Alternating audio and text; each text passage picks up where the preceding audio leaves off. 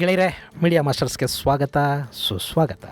ನಿರೀಕ್ಷೆಯಂತೆ ಹಾಸನದ ಪ್ರಕರಣದಲ್ಲಿ ಮಾಜಿ ಸಚಿವ ಎಚ್.ಡಿ. ರೇವಣ್ಣ ಅವರನ್ನು ಎಸ್ಐಟಿ ಅಧಿಕಾರಿಗಳು ವಶಕ್ಕೆ ತಗೊಂಡಿದ್ದಾರೆ. ಮನೆಗೆಲಸದ ಹೆಣ್ಣು ಮಗಳ ಅಪಹರಣಕ್ಕೆ ಸಂಬಂಧಪಟ್ಟ ಹಾಗೆ ಅವ್ರ ಮೇಲೊಂದು ಪ್ರಕರಣ ದಾಖಲಾಗಿತ್ತು. ಆ ಪ್ರಕರಣಕ್ಕೆ ಸಂಬಂಧಿಸಿದ ಹಾಗೆ ಬಾಬು ಎಂಬಾತನನ್ನು ಬಂಧಿಸಲಾಗಿತ್ತು.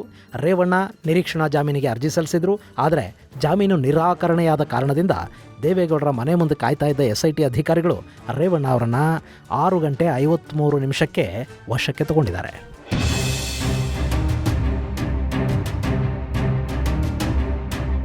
ರೇವಣ್ಣ ಮೇಲೆ ಒಂದು ಲೈಂಗಿಕ ದೌರ್ಜನ್ಯದ ಪ್ರಕರಣ ದಾಖಲಾಗಿದೆ. ಅದರ ಜೊತೆಗೆ ಅಪಹರಣದ ಪ್ರಕರಣ ಕೂಡ ದಾಖಲಾಗಿದೆ. ಈಗ ಅವರನ್ನು ಎಸ್ಐಟಿ ಅಧಿಕಾರಿಗಳು ವಿಚಾರಣೆಗೆ ಒಳಪಡಿಸ್ತಾರೆ. ಅದಕ್ಕೂ ಮೊದಲು ಆರೋಗ್ಯ ತಪಾಸಣೆ ಮಾಡಿಸಿ ಸಿಐಡಿ ಕಚೇರಿಗೆ ಅವರನ್ನು ಕರೆದೊಯ್ದು ಆನಂತರ ಅಧಿಕೃತವಾಗಿ ಬಂಧಿಸುವ ಪ್ರಕ್ರಿಯೆಯಲ್ಲಿ ನಡೆಯುತ್ತೆ. ಮುಂದೆ 24 ಗಂಟೆಗಳ ಒಳಗೆ ಅವರನ್ನು ನ್ಯಾಯಾಲಯಕ್ಕೆ ಅಥವಾ ನ್ಯಾಯಾಧೀಶರ ಮುಂದೆ ಹಾಜರುಪಡಿಸಬೇಕು. ರೇವಣ್ಣನ ನಿಂಬೆ ಹಣ್ಣುಗಳು, ಪೂಜೆಗಳು, ಪುರಸ್ಕಾರಗಳು ಇವ್ಯಾವೂ ಕೂಡ ಆತನ ಬಂಧನವನ್ನು ತಪ್ಪಿಸೋದ್ರಲ್ಲಿ ವಿಫಲ ಆಗಿವೆ. ಮಾಡಬಾರದನ್ನೆಲ್ಲ ಮಾಡಿದ ಮೇಲೆ ನಿಂಬೆ ಹಣ್ಣಿನೇನು ಕಾಪಾಡುತ್ತೆ? ಅನಿಷ್ಟದ ಪ್ರಕರಣದಲ್ಲಿ ಮಾಜಿ ಪ್ರಧಾನಿಯ ಮಗ ಜೈಲು ಪಾಲಾಗ್ತಾ ಇದ್ದಾನೆ. ರಾಜಕೀಯವಾಗಿ ಇದು ಯಾವ ತಿರುವು ಪಡೆಯುತ್ತೆ ಅನ್ನೋ ಬಗ್ಗೆ ಕಾದು ನೋಡಬೇಕು. ಇನ್ನು ಹುಬ್ಬಳ್ಳಿಯಲ್ಲಿ ಪೊಲೀಸರು ತಮ್ಮ ಬಂದೂಕಿಗೆ ಕೆಲಸ ಕೊಟ್ಟಿದ್ದಾರೆ. ಮೊನ್ನೆ ಅಲ್ಲಿ ನೇಹ ಅನ್ನೋ ಯುವತಿಯನ್ನ ಕಾಲೇಜ್ ಕ್ಯಾಂಪಸ್ಸಲ್ಲೇ ವಿಕೃತ ಕಾಮಿಯೊಬ್ಬ ಕೊಂದು ಹಾಕಿದ್ನಲ್ಲ, ಆರೋಪಿಯನ್ನ ಹಿಡ್ಕೊಂಡು ಬಂದು ಬಿರಿಯಾನಿ ದಾವತ್ ಕೊಟ್ಟರು ಅನ್ನೋ ಕಾರಣಕ್ಕೆ ಹುಬ್ಬಳ್ಳಿಯ ಪೊಲೀಸರು ತೀವ್ರ ಮುಜುಗರಕ್ಕೆ ಒಳಗಾಗಿದ್ರು. ಆ ಯುವತಿಯ ಹತ್ಯೆ ಬಗ್ಗೆ ಸಾಕಷ್ಟು ಜನಾಕ್ರೋಶ ವ್ಯಕ್ತವಾಗಿತ್ತು. ಸಹಜವಾಗಿ ಚುನಾವಣೆ ಸಂದರ್ಭದಲ್ಲಾದ ಘಟನೆ ಅದು. ಹಂತಕ ಮುಸಲ್ಮಾನ, ಕೊಲೆಯಾದವಳು ಅಲ್ಲಿನ ವೀರಶೈವರ ಹುಡುಗಿ. ಹೀಗಾಗಿ ಅದು ರಾಜಕೀಯದ ರಂಗು ಪಡ್ಕೊಳ್ತಾ ಹೋಯಿತು. ಕಾಂಗ್ರೆಸ್ ಆಡಳಿತದಲ್ಲಿ ಹಿಂದೂಗಳಿಗೆ ರಕ್ಷಣೆ ಇಲ್ಲ ಅಂತ ಬಿಜೆಪಿ ಆರೋಪ ಮಾಡ್ತು. ನೇಹ ಮನೆಗೆ ಮುಖ್ಯಮಂತ್ರಿ ಸಿದ್ದರಾಮಯ್ಯ ಅವರಿಂದ ಹಿಡಿದು ಎಲ್ಲ ಪಕ್ಷಗಳ ರಾಜಕಾರಣಿಗಳು ಹೋಗಿ ಬಂದ್ರು. ಹುಡುಗಿಯ ತಂದೆ ಗೃಹ ಸಚಿವ ಅಮಿತ್ ಶಾನ ಭೇಟಿ ಮಾಡಿದ್ದು ಆಯ್ತು. ಎಲೆಕ್ಷನ್ ಸಮಯ ಅಲ್ಲದೆ ಇದ್ದಿದ್ರೆ ಬಹುಶಃ ಆ ಪ್ರಕರಣಕ್ಕೆ ಅಷ್ಟೊಂದು ಹೈಪ್ ಸಿಗ್ತಾ ಇರಲಿಲ್ಲ. ಆದ್ರೆ ಚುನಾವಣೆ ಸಂದರ್ಭ ನೋಡಿ ಎಲ್ಲರೂ ಅವರವರ ಬೇಳೆ ಬೇಯಿಸಿಕೊಳ್ಳೋ ಪ್ರಯತ್ನವನ್ನಲ್ಲಿ ಮಾಡಿದ್ರು.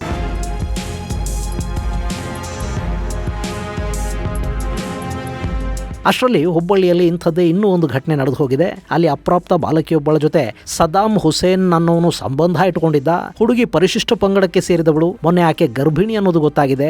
ಮನೆಯಲ್ಲಿ ವಿಚಾರಿಸಿದಾಗ ಸದ್ದಾಂನ ವಿಷಯ ಹೊರಬಂದಿದೆ. ಬಾಲಕಿಗೆ ಇನ್ನೂ 18 ತುಂಬಿಲ್ಲ.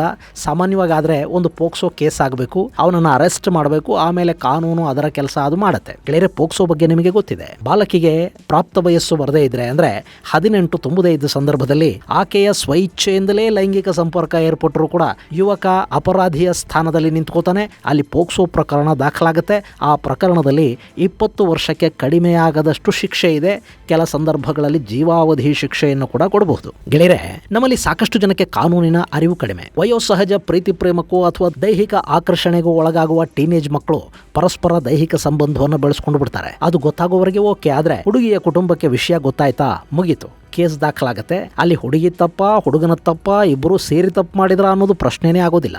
ಹುಡುಗ ಅಂದರಾಗ್ತಾನೆ. ಇಲ್ಲಿ ಬಟ್ಟೆ ಬಂದು ಬೇಲಿ ಮೇಲೆ ಬಿದ್ರು, ಬೇಲಿನೇ ಹೋಗಿ ಬಟ್ಟೆ ಮೇಲೆ ಬಿದ್ರು, ಹರಿದು ಹೋಗೋದು ಬಟ್ಟೆನೆ. ಪೋಕ್ಸೋ ಕೇಸುಗಳಲ್ಲಿ ಆಗೋದೇ ಹಾಗೆ. ಹುಡುಗಿಗೆ 18 ತುಂಬುವ ಮೊದಲು ಪ್ರೀತಿ ಪ್ರೇಮ ಅಂತ ಏನಾದರೂ ಹೋದ್ರೆ ಜೈಲು ಸೇರೋದು ಗ್ಯಾರಂಟಿ. ಇವತ್ತು ಕರ್ನಾಟಕದ ಯಾವ ಜೈಲಿಗೆ ಹೋದ್ರೂ ಕೂಡ ಇಂಥ ಪ್ರಕರಣಗಳ ಸಾಕಷ್ಟು ಆರೋಪಿಗಳು ನಮಗೆ ಸಿಗ್ತಾರೆ. ಅದರಲ್ಲಿ ಬಹಳಷ್ಟು ಪ್ರಕರಣಗಳು ಪ್ರೀತಿ ಪ್ರೇಮಕ್ಕೆ ಸಂಬಂಧಪಟ್ಟ ಪ್ರಕರಣಗಳಾದರೆ ಇನ್ನು ಕೆಲವು ಮದವೇರಿ ಮಾಡಿದ ಅಪರಾಧ ಕೃತ್ಯಗಳು.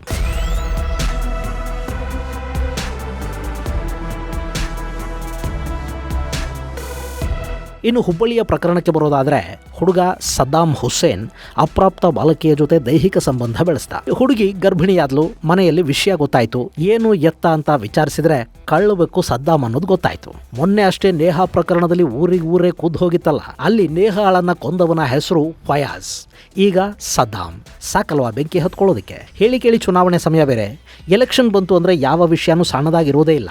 ಅಲ್ಲಿ ಪ್ರತಿ ಕ್ಷಣದಲ್ಲೂ ರಾಜಕಾರಣಿಗಳು ಯಾವುದನ್ನ ಲಾಭ ಮಾಡ್ಕೋಬೇಕು, ಯಾವುದರಿಂದ ನಷ್ಟ ಆಗದ ಹಾಗೆ ತಡಿಬೇಕು ಅಂತ ಯೋಚಿಸ್ತಾ ಇರ್ತಾರೆ. ಮೊನ್ನೆ ನೇಹ ಪ್ರಕರಣದಲ್ಲಿ ಕಾಲೇಜ್ ಕ್ಯಾಂಪಸ್ಸಲ್ಲೇ ಆಕೆಯನ್ನ ಫಯಾಜ್ ಅನ್ನೋ ಕಿರಾತಕ ಅತ್ಯಂತ ಬರ್ಬರವಾಗಿ ಇರಿದು ಕೊಂದು ಹಾಕಿದ್ನಲ್ಲ, ಆಗ ಇಡೀ ಹುಬ್ಬಳ್ಳಿ ಆ ಘಟನೆಯ ಆಘಾತಕ್ಕೆ ಸಿಲುಕಿಕೊಂಡಿದ್ದ ಸಂದರ್ಭದಲ್ಲಿ ಅದೇನು ದೊಡ್ಡ ವಿಷಯ ಅಲ್ಲ. ಅವರಿಬ್ಬರು ಪ್ರೀತಿಸ್ತಾ ಇದ್ರು. ಹುಡುಗಿ ನಿರಾಕರಿಸಿದ್ದಕ್ಕೆ ಅವನು ಕೊಲೆ ಮಾಡಿದಾನೆ ಅನ್ನೋ ಅರ್ಥದಲ್ಲಿ ಗೃಹ ಸಚಿವ ಪರಮೇಶ್ವರ್ ಕೊಟ್ಟ ಹೇಳಿಕೆ ಅಲ್ಲಿನ ಜನರನ್ನ ಕೆರಳೋ ಹಾಗೆ ಮಾಡ್ತು. ಹಾಗೆ ಮುಖ್ಯಮಂತ್ರಿ ಸಿದ್ದರಾಮಯ್ಯ ಕೂಡ ಅದು ಲವ್ ಜಿಹಾದ್ ಅಲ್ಲ ಅಂತ ಹೇಳಿದ್ದು ಜನರ ಅಸಮಾಧಾನಕ್ಕೆ ಕಾರಣ ಆಗಿತ್ತು. ಅದು ಎಷ್ಟರ ಮಟ್ಟಿಗೆ ಹೋಯಿತು ಅಂದ್ರೆ ಆ ಯುವತಿಯ ತಂದೆ ಕಾಂಗ್ರೆಸ್ ಕಾರ್ಯಕರ್ತ ಅಂತೆ. ಅವನ ಮನೆಗೆ ಬಿಜೆಪಿಯವರೇ ಹೆಚ್ಚು ಹೋಗೋದಕ್ಕೆ ಶುರು ಮಾಡಿದರು. ನನ್ನ ಪಕ್ಷದವರೇ ನನ್ನ ಸಹಾಯಕ್ಕೆ ಬರಲಿಲ್ಲ, ಅವರಿಗೆ ತುಷ್ಟೀಕರಣನೇ ದೊಡ್ಡದಾಯಿತು ಅಂತ ಆತ ಪಕ್ಕಾ ರಾಜಕಾರಣಿಯ ಸ್ಟೈಲಲ್ಲಿ ಮಾತಾಡತೊಡಗಿದ. ಕೂಡಲೇ ಕಾಂಗ್ರೆಸ್ ನಾಯಕರು ಸಾಲಾಗಿ ಅವ್ರ ಮನೆಗೆ ಹೋದರು. ಕಡೆಗೆ ಮುಖ್ಯಮಂತ್ರಿ ಸಾರಿ ಹೇಳಿ ನೇಹಾ ಮನೆಗೆ ಭೇಟಿ ಕೊಟ್ಟು ಸಾಂತ್ವನ ಹೇಳಿ ಬರಬೇಕಾಯಿತು. ಎಲ್ಲ ಎಲೆಕ್ಷನ್ನ ಎಫೆಕ್ಟು. ಗೆಳೆಯರೆ, ಚುನಾವಣೆಯ ಸಂದರ್ಭದಲ್ಲಿ ಸಣ್ಣ ವಿಷಯಗಳು ಕೂಡ ದೊಡ್ಡದಾಗ್ತಾ ಹೋಗುತ್ತವೆ. ಚುನಾವಣೆಯ ಸಮಯಕ್ಕಾಗಿಯೇ ಕೆಲವರು ಕೆಲ ರಾಜ ರಹಸ್ಯಗಳನ್ನು ಸಿಡಿಗಳಲ್ಲಿ ಪೆನ್ ಡ್ರೈವ್ಗಳಲ್ಲಿ ಅಡಗಿಸಿಟ್ಕೊಂಡಿರ್ತಾರೆ. ಈಗ ನೋಡಿ, ಅಲ್ಲಿ ನೇಹಾ ಎಫೆಕ್ಟು ಎಷ್ಟು ಜೋರಾಯಿತು ಅಂದರೆ ಅದನ್ನು ಕಾಂಪನ್ಸೇಟ್ ಮಾಡ್ಕೊಳ್ಳೋದಕ್ಕೆ ಹಾಸನದ ಸಂಸದನ ಪೆನ್ ಡ್ರೈವ್ ಪ್ರಕರಣವನ್ನು ಹೊರಗೆ ಬಿಡಬೇಕಾಯಿತು. ಆ ಪೆನ್ ಡ್ರೈವ್ ಸಾಕಷ್ಟು ವರ್ಷಗಳಿಂದ ಸಂಬಂಧಪಟ್ಟವರು ಬಳಿ ಇತ್ತಂತೆ, ಆದರೆ ಅದಕ್ಕೆ ಬಿಡುಗಡೆಯ ಭಾಗ್ಯ ಸಿಕ್ಕಿರಲಿಲ್ಲ. ಯಾವಾಗ ನೇಹಾ ಹತ್ಯೆ ನಡೆದು ಅದು ಕಾಂಗ್ರೆಸ್ ವಿರುದ್ಧ ಅಸ್ತ್ರವಾಗಿ ಬಳಕೆ ಆಗ್ತಾ ಇದೆ ಅನ್ನೋ ಪರಿಸ್ಥಿತಿ ನಿರ್ಮಾಣವಾಯಿತು, ನೇಹಾ ಹತ್ಯೆ ಉತ್ತರ ಕರ್ನಾಟಕದ ಒಂದಷ್ಟು ಕ್ಷೇತ್ರಗಳ ಮೇಲೆ ಪರಿಣಾಮ ಬೀರುತ್ತೆ ಅನ್ನೋದು ಖಚಿತವಾದ ತಕ್ಷಣ ಹೊರಬಂದದ್ದು ಆ ಸಂಸದನ ಪೆನ್ ಡ್ರೈವ್. ಅಲ್ಲದನ್ನು ಬಿಡುಗಡೆ ಮಾಡಿದವರ ಉದ್ದೇಶ ಆ ಕೊಳಕು ರಾಜಕಾರಣಿಯನ್ನು ಎಕ್ಸ್ಪೋಸ್ ಮಾಡೋದೇ ಆಗಿದ್ದಿದ್ರೆ ಅವನ ಮುಖ ಇರೋ ವಿಡಿಯೋಗಳು ಹೊರಗೆ ಬರ್ತಾ ಇದ್ವು. ಆದರೆ ಅಲ್ಲಿ ಕೊಡಬೇಕಾಗಿದ್ದ ಸಂದೇಶ ಬೇರೆ ಇತ್ತು. ಹಿಂದೂ ಹೆಣ್ಣು ಮಕ್ಕಳು ಇಲ್ಲಿ ಸೇಫ್ ಆಗಿದಾರಾ ನೋಡಿ, ಮೈತ್ರಿ ಅಭ್ಯರ್ಥಿ ಹೇಗೆ ಹಿಂದೂ ಹೆಣ್ಣು ಮಕ್ಕಳನ್ನೇ ತಿಂದು ಹಾಕ್ತಾ ಇದ್ದಾನೆ ಅನ್ನೋ ಸಂದೇಶವನ್ನ ಜನಕ್ಕೆ ತಲುಪಿಸಬೇಕಾಗಿತ್ತು. ನೇಹಾ ಕೊಲೆಯಿಂದ ಅದನ್ನು ಸರ್ಕಾರ ನಿಭಾಯಿಸಿದ ರೀತಿಯಿಂದ ಆದ ಡ್ಯಾಮೇಜ್ ಅನ್ನು ಕಂಟ್ರೋಲ್ ಮಾಡ್ಕೋಬೇಕಾಗಿತ್ತು. ಅದಕ್ಕಾಗಿ ಹುಬ್ಬಳ್ಳಿ ಘಟನೆಗಿಂತಲೂ ದೊಡ್ಡದಾಗಿ ಸದ್ದು ಮಾಡುವ ಇನ್ನೂ ಒಂದು ಬಾಂಬನ್ನು ಹಾಕಬೇಕಾಗಿತ್ತು. ಸೊ ಬರೀ ಹೆಣ್ಣು ಮಕ್ಕಳ ಮುಖಗಳೇ ಇದ್ದ ಹಸಿ ವಿಡಿಯೋಗಳು ಹೊರಗೆ ಬಂದವು. ಅಂದ್ಕೊಂಡ ಹಾಗೆ ನೇಹಾ ಪ್ರಕರಣವನ್ನು ಜನ ಮರೆತರು. ರೇವಣ್ಣನ ಮಗ ಮಿಂಚತೊಡಗದ. ಇನ್ನೇನು ಎಲ್ಲ ಸರಿ ಹೋಯ್ತು, ಅದಕ್ಕಿದು ಬ್ಯಾಲೆನ್ಸ್ ಆಯಿತು ಅಂದ್ಕೊಳ್ಳೋ ಹೊತ್ತಿಗೆ ಹುಬ್ಬಳ್ಳಿಯಲ್ಲಿ ಇನ್ನೂ ಒಂದು ಅಸ್ತ್ರ ಪ್ರತಿಪಕ್ಷಗಳ ಕೈಗೆ ಸಿಗಿತು. ಅದೇ ಸದಾಂ ಹುಸೇನ್. ಈ ಸದಾಂ ಹುಸೇನ್ ಅಪ್ರಾಪ್ತ ಬಾಲಕಿಯ ಮೇಲೆ ಅತ್ಯಾಚಾರ ಎಸಗಿದ್ದಾನೆ, ಜೊತೆಗೆ ಪ್ರಾಣ ಬೆದರಿಕೆಯನ್ನು ಕೂಡ ಒಡ್ಡಿದ್ದಾನೆ ಅನ್ನೋ ಪ್ರಕರಣವೊಂದು ನವನಗರದ APMC ಪೊಲೀಸ್ ಸ್ಟೇಷನ್ನಲ್ಲಿ ದಾಖಲಾಯಿತು. ಹೇಳಿ ಕೇಳಿ ಪೋಕ್ಸೋ ಪ್ರಕರಣ, ಅದರ ಜೊತೆಗೆ ಹಿಂದೂ ಮುಸ್ಲಿಂ ಆಂಗಲ್ ಬೇರೆ.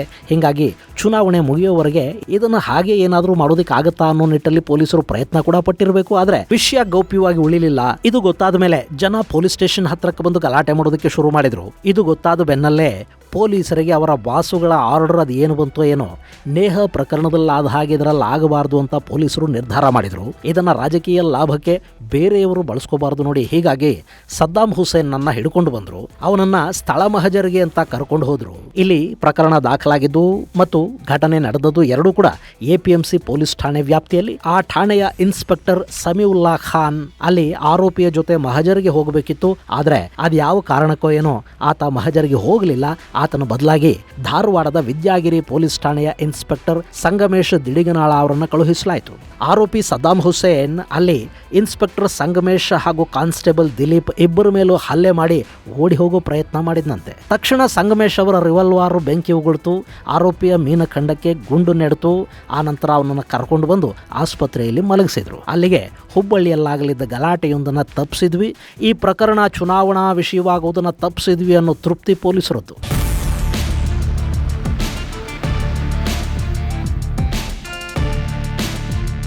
ಗೆಳೆಯರೆ, ಇಲ್ಲಿ ಸಾಮಾನ್ಯ ದಿನಗಳಲ್ಲಾದರೆ ಇದು ಕೇವಲ ಒಂದು ಪೋಕ್ಸೋ ಕೇಸ್ ಅಷ್ಟೇ. ಆದರೆ ಚುನಾವಣೆಯ ಸಮಯದಲ್ಲಿ ಯಾವ ತಿರುವು ಪಡ್ಕೊಳ್ಳುತ್ತೆ ಅನ್ನೋದನ್ನ ಹೇಳೋದಕ್ಕೆ ಬರೋದಿಲ್ಲ. ಇನ್ನು ಹೆಣ್ಣು ಮಕ್ಕಳು ಮತ್ತು ಪೋಷಕರು ಸ್ವಲ್ಪ ಎಚ್ಚರವಾಗಿರಬೇಕು. ಯಾಕೆಂದ್ರೆ ಕಾಲ ಕೆಟ್ಟಿದೆ. ಮಕ್ಕಳಿಗೆ ಸುಲಭವಾಗಿ ಸಿಗಬಾರದೆಲ್ಲ ಸಿಗ್ತಾ ಇದೆ. ಇಂಟರ್ನೆಟ್ನ ಮಹಿಮೆ ಹೆಚ್ಚಾಗಿದೆ. ಹಿಂಗಾಗಿ ನಮ್ಮ ಮಕ್ಕಳ ಸ್ನೇಹಿತರು ಯಾರು, ಅವರ ಚಟುವಟಿಕೆಗಳೇನು ಅನ್ನೋದನ್ನ ಪ್ರತಿ ಪೋಷಕರು ಗಮನಿಸ್ತಾ ಇರಬೇಕಾಗತ್ತೆ. ಅವ್ರ ಮೇಲೆ ಕಣ್ಣಿಡೋದು, ಜಾಸೂಸಿ ಮಾಡೋದು ಅಂತಲ್ಲ, ಆದರೆ ಕಾಳಜಿ ಇಟ್ಕೋಬೇಕು. ಅವ್ರ ಜೊತೆ ಬೆರೆತು ಕಾಲ ಕಳೀರಿ. ಅವ್ರನ್ನ ಅರ್ಥ ಮಾಡ್ಕೊಳ್ಳೋದಕ್ಕೆ ಪ್ರಯತ್ನ ಪಡಿ. ಮಕ್ಕಳ ಸ್ಕ್ರೀನ್ ಟೈಮನ್ನು ಕಡಿಮೆ ಮಾಡಿ. ನಿಮಗೆ ಎಷ್ಟೇ ಪ್ರೀತಿ ಇರಲಿ, ಮಕ್ಕಳ ಕೈಗೆ ಆಂಡ್ರಾಯ್ಡ್ ಫೋನುಗಳನ್ನು ಹೆಚ್ಚು ಕೊಡೋದಕ್ಕೆ ಹೋಗಬೇಡಿ. ಸಂಪರ್ಕಕ್ಕೆ ಬೇಕು ಅನ್ನೋದಾದ್ರೆ ಒಂದು ಚಿಕ್ಕ ಫೋನ್ ಕೊಡಿ ಸಾಕು. ಆದರೆ ಆಂಡ್ರಾಯ್ಡ್ ಫೋನುಗಳು, ಇಂಟರ್ನೆಟ್ ಸಂಪರ್ಕಗಳು ಇವಿಯಲ್ಲ, ಇವು ನಮ್ಮ ಮಕ್ಕಳನ್ನು ಬೇಗ ಕೆಡಿಸುತ್ತವೆ. ಅವರ ವಯಸ್ಸೇ ಅಂಥದ್ದು.